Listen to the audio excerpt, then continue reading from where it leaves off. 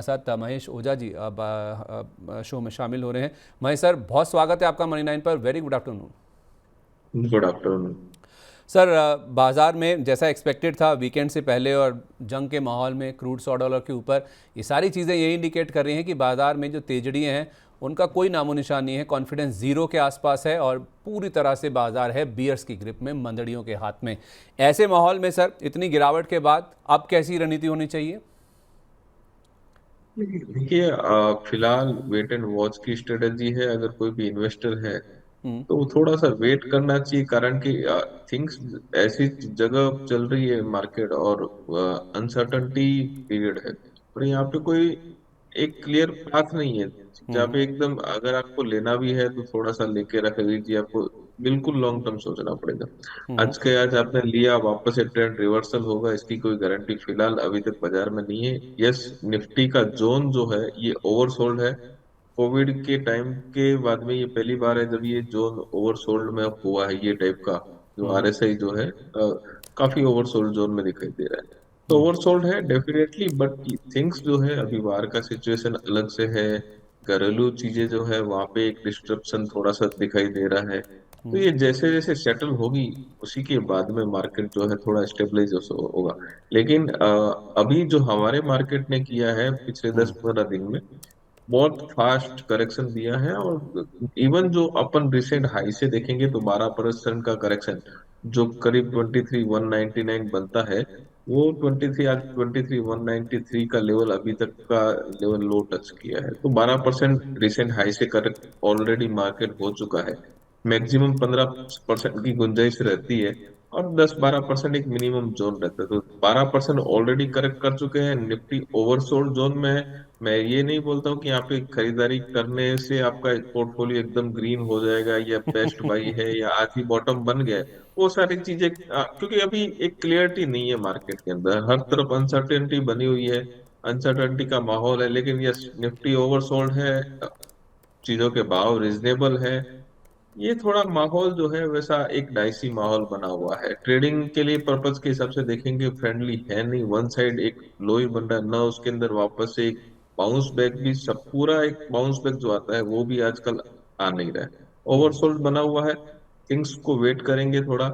March ending भी है, मार्च में हालांकि आप कितने भी मार्च उठा के देख लो, मार्च के बाद में मार्च में एक बॉटम बनता है, वहां से फिर वापस अप्रैल 2-3 महीने के अंदर हाई बनता है। लेकिन ये बार जो वार की सिचुएशन है, उसने पहले ही एक एक्स्ट्रा ऑर्डिनरी अपने को मेरे हिसाब से ज्यादा ही कुछ सेलिंग का प्रेशर देखने को मिल गया। और यहाँ पे किसी की अभी फिलहाल एक बाइंग की मूड भी नहीं बन रहा किसी इन्वेस्टर की, और थिंग्स वैसी है जहाँ पे एक बाइंग का मूड बनेगा भी नहीं। हाँ, सब तरह से वार है, या ऑयल की न्यूज है, या ऑयल के भाव है, ये सारी चीजें जो है हम्म। नेगेटिव बनी हुई है। बट सबसे ज्यादा चीज है जो आरएसआई निफ्टी ओवरसोल्ड है, और एक शॉर्ट टर्म पीरियड जो हमने एक्स्ट्रा ऑर्डिनरी जो बोल सकते हैं, एक शॉर्टर टर्म पीरियड में निफ्टी का एक ज्यादा ही डाउन साइड हो गया है। बट थिंग्स वैसी है, नेगेटिव है, तो कहना कुछ भी अभी जायज नहीं है। मेरे हिसाब से थोड़ा वेट एंड वॉच करना चाहिए, मार्केट को सेटल डाउन होने दीजिए।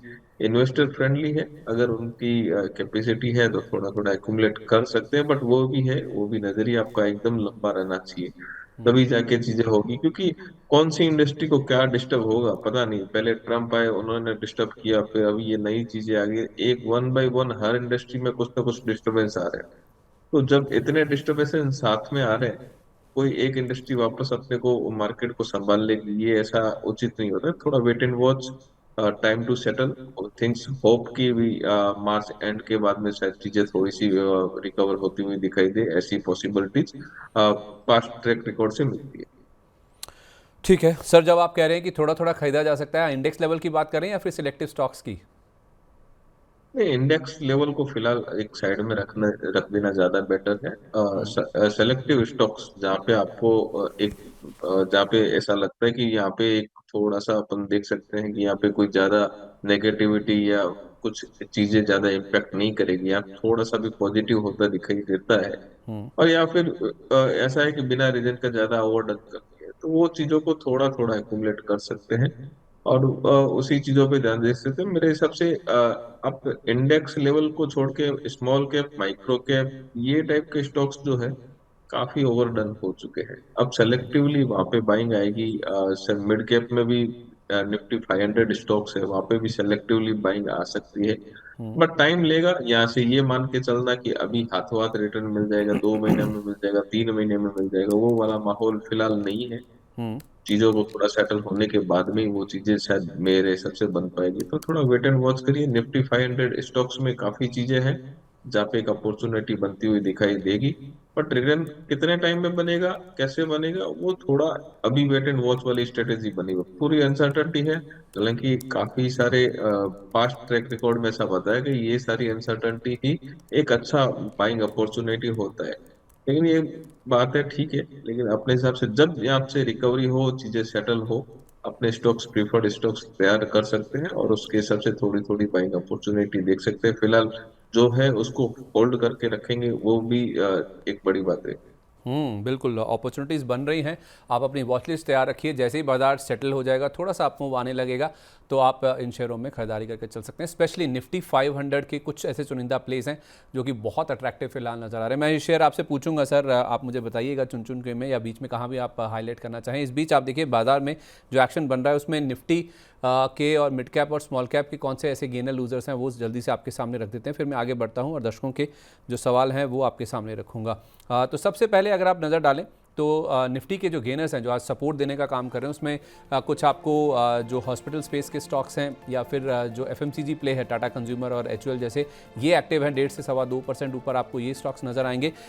लूजिंग स्टॉक्स की अगर आप बात करें जहां पर ज़्यादा प्रेशर देखने को मिल रहा है आज के सेशन में, जो नीचे गिरा रहे हैं बाजार को, उसमें आप देखिए मेटल स्टॉक्स हैं। Hindalco top of the chart है, 6% नीचे है। एलएनटी में 5.5% की गिरावट है और स्टील पैक से आपको टाटा स्टील भी नजर आएगा और ऑटो में भी गिरावट है। Eicher Motors, Tata Motors, PV दोनों में देखेंगे 4% के आसपास की गिरावट आज आपको नजर आएगी। 2.5% के आसपास की गिरावट मिड कैप इंडेक्स में है। तो सपोर्ट आ रहा है एनटीपीसी ग्रीन से, अदानी टोटल गैस जो कि 2-3 दिन से चल रहा है। अदानी एनटीपीसी ग्रीन के अलावा आप देखिए वारी एनर्जीज भी एक्टिव है। तो पावर कुछ एनर्जी प्लेस जो है, रिन्यूएबल एनर्जी प्लेस हैं, वो काफ़ी एक्टिव हैं। मुथूट फाइनेंस में आज 2.5% के आसपास का उछाल है और एफएमसीजी पैक से मैरिको मिड कैप साइड में ये 0.25% के आसपास की मजबूती दिखा रहा है, टाटा कंज्यूमर और एचयूएल के अलावा। लेकिन मिड कैप को जो नीचे ला रहे हैं उसमें देखिए आपको नाल्को सबसे ऊपर नजर आएगा। निफ्टी में भी आप देखेंगे तो मेटल स्टॉक्स का कंट्रीब्यूशन था। मिड कैप इंडेक्स में नाल्को 6% नीचे है। एमएनएम फाइनेंशियल 5% की गिरावट दिखा रहा है और भारत फोर्ज, अशोक लेलैंड दो ऑटो स्पेस की कंपनियां हैं जहां पर आपको 4.5 से 5% की गिरावट फिलहाल दिख रही है। ब्लू स्टार में भी आप देखिए प्रेशर के साथ ही कारोबार हो रहा है। स्मॉल कैप गेनर्स की बात करेंगे तो आपको इसमें एंजल वन ये स्टॉक है जो कि एक्टिव नजर आएगा आज के सेशन में। 1% से ज़्यादा के गेंस हैं। LT foods, India mart, Gillette, Castrol, इनमें आप देखेंगे तो हल्के हरे निशान के साथ कारोबार हो रहा है। लेकिन प्रेशर अगर स्मॉल कैप स्टॉक्स में कहीं है, उनमें अगर आप देखेंगे तो आपको बड़े बड़े कट्स देखने को मिलेंगे। स्पेशली सीएट देखिए अब 8% से ज़्यादा की गिरावट होगी। हिंदुस्तान कॉपर 5.5% नीचे है। अंबर एंटरप्राइजेस और गोदावरी पावर, जीपीआईएल 5% से ज़्यादा की गिरावट यहाँ पर भी है और वेल्सपन कॉप में भी करीब 5% के आसपास की दिख रही है आज आपको गिरावट। सर इस लिस्ट को अगर मैं थोड़ा सा एक्सटेंड करूँ ना गिरने वाले शेयरों की, तो उसमें आप टेक्सटाइल वाले या फिर जो एक्सपोर्ट से जुड़े हुए स्टॉक्स हैं ना, उनमें आपको आज भारी गिरावट दिख रही है। जैसे केपीआर मिल हुआ, अरविंद हुआ, फिलेटेक्स इंडिया हुआ, यहाँ पे भी 4.25% के आसपास की गिरावट है। एपेक्स फ्रोजन, आई थिंक यहाँ पर तो 5% का सर्किट ही लगा हुआ है, लोअर सर्किट। तो ऐसे स्टॉक्स जिनका एक्सपोर्ट से सरोकार है या फिर टेक्सटाइल स्पेस की जो कंपनियां हैं, इनमें आपका क्या व्यू बन रहा है सर? ये फिलहाल मार्केट की स्थिति ऐसी है जहाँ पे मार्जिन ट्रिगर होंगे, जहाँ पे एक सेल ऑफ बनेगा मिड स्मॉल कैप में, वो टाइप की चीजें बनेगी। तो थोड़ा सा वेट एंड वॉच। ये टाइप की कंपनीज में थोड़ा और वैल्यूएशन सस्ते होने के चांसेस बने हुए हैं। बट प्रिफर्ड वो टाइप की कंपनीज है जहाँ पे आपको कुछ ना कुछ पॉजिटिव चीजें होती हुई दिखाई दे।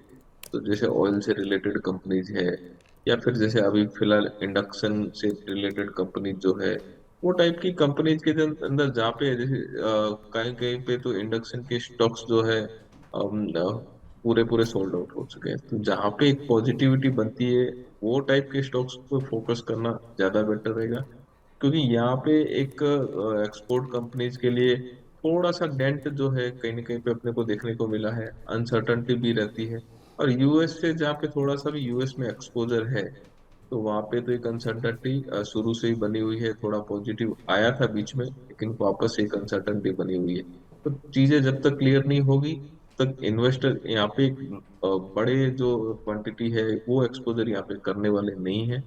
को करना भी है तो एक लिमिटेड क्वांटिटी के अंदर यहाँ पे एक लंबी अवधि के हिसाब से थोड़ा बहुत अगर करना है तो कर सकते हैं।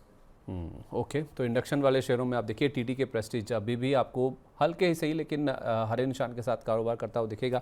इनमें आप चाहें तो थोड़ा इन्वेस्ट कर सकते हैं। और स्टोव क्राफ्ट एक और स्टॉक है सर, कोई ऐसा पर्टिकुलर नाम जो आपको पसंद है इंडक्शन वाली कंपनियों में? स्टोक और आप टीटी के प्रेस्टीज ये दोनों ही प्रिफर्ड है। टीटी के अगर कोई भी डाउन साइड मिलता है तो वहाँ पे एक वापस से बाइंग अपॉर्चुनिटी बनेगी, क्योंकि अभी रिसेंट में पिछले 2 दिनों में ये 600 से ऊपर लेवल, अभी 2-3 दिनों में शायद 540 से 610 के लेवल दिखा चुका। वापस एक करेक्शन आएगा, कूल ऑफ होगा, तो वहाँ पे एक बाइंग अपॉर्चुनिटी बनेगी। स्टॉक ग्रोथ लॉन्गर टर्म के हिसाब से भी देखेंगे तो मुझे ठीक लग रहा है, अट्रैक्टिव लग रहा है, काफी बढ़िया है। कोई भी ये लेवल में भी थोड़ा बहुत खरीदारी कर सकते हैं। अगर कोई भी डिप मिलता है वापस से यूज करिए। 460 का स्टॉप लॉस रख सकते हैं। और साइड में हो सकता है कि ये 580 590 ये रेंज शायद शॉर्ट टर्म में दिखाते हुए, तो ये टाइप के स्टॉक्स के अंदर जहाँ पे पॉजिटिव मोमेंटम है वहां पे आप ध्यान रख सकते हैं। चलिए एक अपडेट आपको दे दूं कि आज सुबह हमारे साथ वीएलएम बाला जुड़ी थी। उन्होंने निफ्टी का जो अप्रैल का फ्यूचर्स है उसमें बिकवाली करने की राय आपको दी थी। स्ट्रैडल उन्होंने बना के दिया था और फ्यूचर्स बेचने की जो राय दी थी उसमें कई सारे टारगेट थे। इवेंचुअल टारगेट 22,000 का था और उसके सामने हेज करने के लिए निफ्टी का जो अप्रैल महीने का 23,500 का कॉल था वो खरीदारी करने की आपको राय दी गई थी। तो पर लॉट आप देखेंगे तो फिलहाल करीब 220 रुपये का पर लॉट आपको गेन हो रहा है और नेट नेट देखा जाए तो इस ट्रेड में आपको 14,000 के आसपास का प्रॉफिट हो रहा है। आप चाहें तो अभी या फिर एंड ऑफ द डे वीएलएम वाला कह रहे हैं कि आप अपना जो प्रॉफिट है उसको बुक करके निकल सकते हैं इफ़ यू विश। 14,000 के आसपास अगर आप इनफ समझते हैं तो ये अपडेट उनकी ओर से आया है। सुबह उन्होंने कहा भी था कि निफ्टी का फ्यूचर्स जो है उसमें आप कर सकते हैं बिकवाली। चलिए आगे बढ़ते हैं और कुछ दर्शकों के जो सवाल हैं वो भी लेने की कोशिश करते हैं, क्योंकि काफ़ी घबराहट है सबके मन में। सर जिस तरह की गिरावट हो चुकी है ना बाज़ार में और अभी भी बाज़ार संभलने का यहाँ पे इंडिकेशन नहीं दे रहा है, स्पेशली जो वीकेंड हमारे सामने है। अब तो आप देखिए 23,200 का लेवल भी निफ्टी पर टूट चुका है। तो आज आप देखेंगे तो हमारी जो शुरुआत हुई थी 23,462 पर हुई थी। 23,170 का लो है और देखिए निफ्टी एकदम डे लो के आसपास आपको कारोबार करता हुआ नजर आएगा। 450 अंकों से ज़्यादा की गिरावट हो चुकी है। तो आप समझिए किस तरह का आप घबराहट का माहौल है बाज़ार में फ़िलहाल, क्योंकि 2 दिन की छुट्टी है, जो 2 दिन का वीकेंड है उसमें क्या हो जाएगा, क्या घटना घट जाएगी, उसका जो डर है वो बाज़ार में साफ तौर पे देखने को मिल रहा है। सर अभिषेक सिंह जी हमारे एक प्राइम मेंबर है, कह रहे हैं कि मेरे पास आईडीएफसी के 4,000 शेयर हैं 70 रुपये के रेट पर, आईडीएफसी बैंक के। लॉन्ग टर्म का टारगेट बताइए, मैंने 1 साल के लिए लिया है। नहीं देखिए, फिलहाल आईडीएफसी फर्स्ट बैंक के अंदर भी काफी सारे कॉम्प्लिकेशन देखने को मिले हैं। बट 70 रुपए का भाव है, मेरे हिसाब से 70 से ऊपर अगर 75 78 ये रेंज आराम से मेरे हिसाब से आ सकती है, तो वो रेंज के अंदर वापस से एग्जिट होने का ट्राई कीजिए। इससे काफी बेटर स्टॉक्स जो है आपको देखने को मिलेंगे। जहाँ पे हल्के से भी कॉर्पोरेट गवर्नेंस इशू है, मार्केट वहाँ पे पनिशमेंट हार्ड देता है। अब देखेंगे जब इनमें कॉर्पोरेट गवर्नेंस आया तो शायद 85 का लेवल था, 85 से वापस इमीडिएट 60 हुआ। बाद में थोड़ा बहुत इनका क्लेरिफिकेशन जैसे भी है, थोड़ा अप भी हुआ, उसके बाद में भी संभलता हुआ दिखाई नहीं दे रहा है। तो ये टाइप के स्टॉक्स के अंदर पनिशमेंट थोड़ा हार्ड रहता है। मेरे हिसाब से अपर साइड मिलता है तो थोड़ा एग्जिट होने का ट्राई करें, ज्यादा बेटर। उछाल पर निकलने की कोशिश करिए। बैंकिंग में बहुत ऑप्शन है आपके पास, इस आईडीएफसी फर्स्ट बैंक में ही आपको क्यों रहना है। कोई भी उछाल मिले अभिषेक जी तो आप इस स्टॉक से निकलिए। और मैं ऑप्शंस आपके लिए सर से पूछ दूंगा बैंकिंग में भी या फिर जो बाकी सेक्टर्स हैं उनमें, लेकिन फिलहाल के लिए इस स्टॉक से तो आप दूरी बनाकर चलिए, वो आपके लिए ज़्यादा बेटर रहेगा। सुनीता चतुर्वेदी जी कह रही हैं कि सर एक तो मेरे पास KRN हीट है 830 रुपये के रेट पर, मैं इसे 1 साल के लिए होल्ड कर सकती हूँ, please advise shall I book profit और होल्ड। इसमें सर है अभी भी 30 रुपये के आसपास बचे हुए इनका प्रॉफिट। और दूसरा इनके पास M&M फाइनेंशियल है 338 के रेट पर, कह रहे हैं कि मैं इसको एवरेज कर लूँ क्या? केआरएन की बात करें तो केआरएन ने अभी रिसेंटली एक अच्छा खासा होना चालू हुआ था, वो आपके पास उसके बाद में प्रॉफिट बुकिंग है। आगे गर्मी के दिनों में गर्मी बढ़ती हुई दिखाई दे रही है। अगर इनका नजरिया लंबा है और एटलीस्ट 6 महीने का तक का नजरिया, तो मेरे हिसाब से होल्ड किया जा सकता है। 960 से 980 ये रेंज मिलती है तो वहां पे एक एग्जिट होने का ट्राई करें। वापस से लोअर, क्योंकि अभी एकदम ही इनके रेंज से हो गया, तो 740 का स्टॉप लॉस लगा के इसको होल्ड करें। 960 980 ये रेंज अगर मिलती है तो अगले कुछ दिनों में, तो वहां पे एक प्रॉफिट बुकिंग की एडवाइस रहेगी। ठीक है सर। M&M फाइनेंशियल में पूछ रहे हैं कि एवरेज कर लें क्या?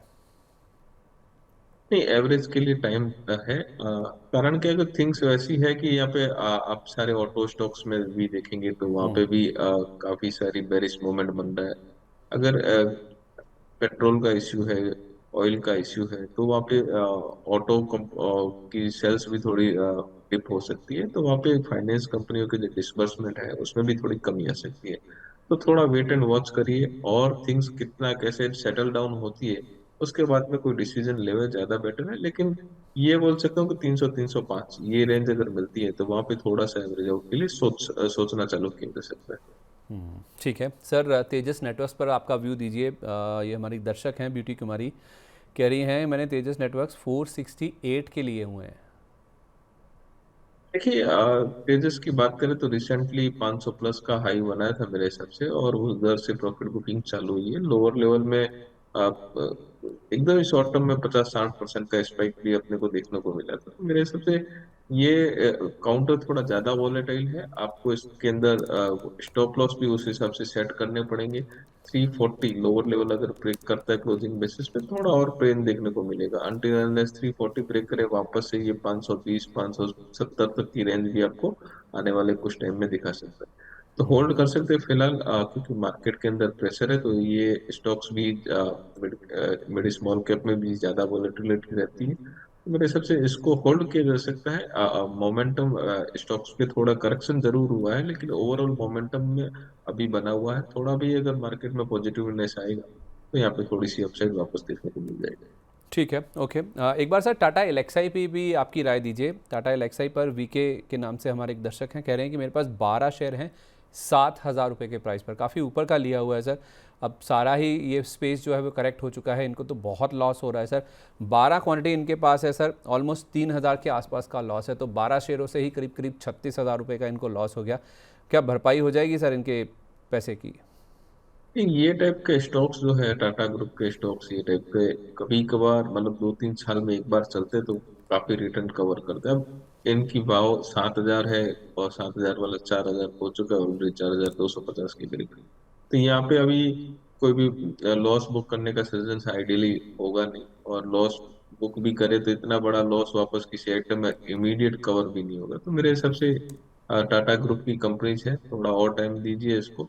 जब चीजें थोड़ी रिकवर होगी, क्योंकि ये अपने ए ग्रुप की कंपनीज प्लानिंग कुछ ना कुछ करते रहती है, और जैसे ही मोमेंटम आता है तो ए ग्रुप में वापस से मेरे हिसाब से एटलीस्ट 6,000 प्लस की रेंज आपको देखने को मिले तो वहाँ पे एग्जिट कर सकते हैं। फिलहाल होल्ड करें। और तो मतलब इसको थोड़ा, क्वांटिटी कम है, एवरेज करने के लिए भी अभी टाइम है, क्योंकि वैसा कोई पॉजिटिव ट्रिगर फिलहाल बनता हुआ दिखाई नहीं दे रहा है। एक लो वॉल्यूम के साथ में मिड रेंज में तो अपसाइड भी वैसे कोई इमीडिएट अपसाइड भी दिखाई नहीं दे रही है। तो थोड़ा टाइम वेट कीजिए, लेकिन 4,400 के ऊपर क्लोजिंग आएगा तो इसमें वापस से पॉजिटिव मोमेंटम आना चालू हो सकता है। सर जब आप कह रहे हैं कि टाटा का नाम है, थोड़ा भरोसा आपकी बातों में लग रहा है टाटा ग्रुप को लेकर। ठीक है, ग्रुप में थोड़ा सा रिफ्ट है आपसी लीडरशिप में, जिस वजह से सारे ही स्टॉक्स करेक्ट होते हुए दिखे हैं। सर जब आप इस पूरे ग्रुप को लेकर पॉजिटिव हैं, तो ऐसा नाम टाटा ग्रुप में जहां पर आप सबसे ज़्यादा बुलिश हैं, 1 2 या 3 नाम ऐसे जो कि बहुत अच्छे, बहुत अट्रैक्टिव हो गए हैं? नहीं, देखिए, अट्रैक्टिव की बात अलग है, बट हम्म। फिलहाल टाटा पावर में मोमेंटम है, पावर स्टॉक्स में चल रहे तो वहाँ पे एक मोमेंटम अपने को देखने मिल रहा है। टाटा कंज्यूमर जो है, टाटा कंज्यूमर के जो ये है वो भी एक ठीक ठाक है। ये टाइप के स्टॉक्स है, मोमेंटम वैसे बना हुआ है, सबके अंदर अपन ध्यान भी है, लेकिन जब तक मार्केट के अंदर एक सपोर्टिव एनर्जी नहीं मिलती है कोई भी हम्म। स्टॉक्स को, तब तक उसके अंदर वैसा मोमेंटम क्रिएट होता नहीं है। हम्म। तो मेरे हिसाब से टाटा केमिकल भी अगर आप देखेंगे तो वैल्यूएशन वाइज देखेंगे तो एक रीजनेबल लेवल पे टाटा केमिकल भी अवेलेबल है, और काफी टाइम से ऑलरेडी बीटन डाउन है। तो ये टाइप के स्टॉक्स जब भी परफॉर्म करना चालू करेंगे तो यहाँ से एक लंबा रिटर्न भी बना के दे सकते हैं। थोड़े ट्रिगर का वेट करना पड़ता है, बट ये टाइप के स्टॉक्स जो है यहाँ पे ध्यान बना हुआ है। पॉजिटिव ट्रिगर का वेट है, जब इसमें पॉजिटिव ट्रिगर आएंगे तो वैल्यूएशन कंफर्ट यहाँ पे है, तो यहाँ पे एक अच्छा मोमेंट भी जनरेट हो सकता है। सर मैं ना ये नहीं कह रहा आपसे कि अभी ही कोई लेना चाहता है, वॉच लिस्ट तो तैयार करनी पड़ेगी ना, जैसा आपने शो की शुरुआत में भी कहा। तो टाटा ग्रुप के 2 3 ऐसे नाम, जैसे ही कुछ पॉजिटिव ट्रिगर मिले, बाजार संभले या फिर मौका बने, तो उनमें आपको फिर खरीदारी कर लेनी चाहिए। अभी नहीं, लेकिन आपके जहन में, आपकी वॉच लिस्ट में होने चाहिए जो। नहीं, टाटा का केमिकल है यहाँ पे त्याग बना हुआ है, और ये ओवरसोल्ड, काफी भी ओवरसोल्ड हो चुका है। तो ये नीचे अगर 640 650 की रेंज में भी दिखता है तो इमीडिएट 50 60 रुपया इमीडिएट आपको मिलने की गुंजाइश रखेगा। तो मेरे हिसाब से ये टाइप के स्टॉक्स है जो आप ध्यान में रखिए। बाकी अगर देखें, टाटा कंज्यूमर ऑलरेडी शेयर किया, आज भी पॉजिटिव मोमेंटम है, एफएमसीजी में वैसा कोई डेंट है नहीं, तो वहां पे भी कोई डिप मिलता है तो उसको भी ध्यान में रख सकते हैं। और लो बीटा थोड़ी रिस्क जो है अभी के मार्केट में, ये स्टॉक्स में थोड़ी रिस्क कम है। पहले रिस्क को आप बांध के चलेंगे, कम से कम आप होल्ड कर पाओ, थोड़ी वॉलेटिलिटी आपके सहन कर पाए, तो वो टाइप के स्टॉक्स ही फ्री के लिए प्रेफर्ड ज्यादा बेटर रहेंगे। ठीक है, तो टाटा केमिकल के अलावा टाटा कंज्यूमर भी आपको पसंद है, बहुत अट्रैक्टिव है, वैल्यूएशन वाइज देखा जाए ओवरसोल्ड नज़र आ रहे हैं ये। तो जब भी बाजार में कोई मौका मिले, कोई स्टेबिलिटी के साइन दिखें, तो टाटा ग्रुप के इन दो शेयरों पर आप लगा सकते हैं दाव। यहाँ पर आपको बहुत जल्दी बहुत अच्छा पैसा या रिटर्न बनता हुआ नज़र आ भी जाएगा। ठीक है, इसके अलावा सर जो और सवाल हम तक पहुँच रहे हैं ना, उसमें दीपक गुप्ता जी का सवाल है बजाज हाउसिंग फाइनेंस को लेकर। ये कह रहे हैं कि सर इसमें फ्रेश एंट्री लेवल बताइए लॉन्ग टर्म के हिसाब से। नहीं, फिलहाल मेरे हिसाब से वेट एंड वॉच करना चाहिए। आईपीओ के बाद में कंटिन्यू गिरावट ही हुई है, अब यहाँ पे लेना है तो अभी भी ले सकते हैं, लॉन्ग टर्म के हिसाब से भाव वैसे भी है। लेकिन जब तक अभी तक मार्केट के अंदर प्रेशर है, कोई रिवर्सल के साइन नहीं है, तो थोड़ा और पेन अगर हो जाता है, मेरे हिसाब से 70 के 72 के आसपास आता है, तो इससे 70 से 74 की ये रेंज आइडियली आप मान के चलो, ये होता है तो मेरे हिसाब से ये बॉटम लेवल फिलहाल के हिसाब से ये दिखता है कि ये बॉटम लेवल बन सकता है। तो ये लेवल आता है तो अट्रैक्टिव रेंज है, यहाँ से अगर लेना है तो थोड़ी सी क्वांटिटी ले सकते हैं। बट यहाँ पे इमीडिएट स्पार्क या ऐसा कोई मोमेंटम वो फिलहाल यहाँ पे ही नहीं देखने को मिल रहा है। 70 से 74 की रेंज में अगर आ जाए तो बजाज हाउसिंग फाइनेंस में एंट्री बहुत बढ़िया हो सकती है। आशु कुमार जी कह रहे हैं सर आरबीएल बैंक और बंधन बैंक एक साल के लिए रख लूँ तो कोई समस्या तो नहीं है, और ईआईडी पैरी होल्ड या फिर एग्जिट, इसमें भी व्यू एक साल से ज़्यादा का है। तो पहले सर आरबीएल बैंक और बंधन बैंक पूछ रहे हैं सर, अगर इनको होल्ड कर लूँ, कह रहे हैं एक साल के लिए रख लूँ तो कोई समस्या तो नहीं? देखिए, बंधन बैंक कोई भी डिप मिलता है तो वापस से खरीदारी की सलाह बन रही है। बंधन में रिसेंट जो अपडेट्स आए थे उसके बाद हमारा ध्यान पॉजिटिव रहा है, और कोई भी अगर ये माहौल में अगर आपको 160 165 की रेंज वापस से डिप मिलती है किसी कारणवश, फिलहाल लग नहीं रहा है कि वो रेंज आएगी, लेकिन मार्केट में इतनी अनसर्टनिटी है कि शायद हो सकता है कि ये रेंज भी वापस देखने को मिले, तो बेस्ट बाई हो सकता है।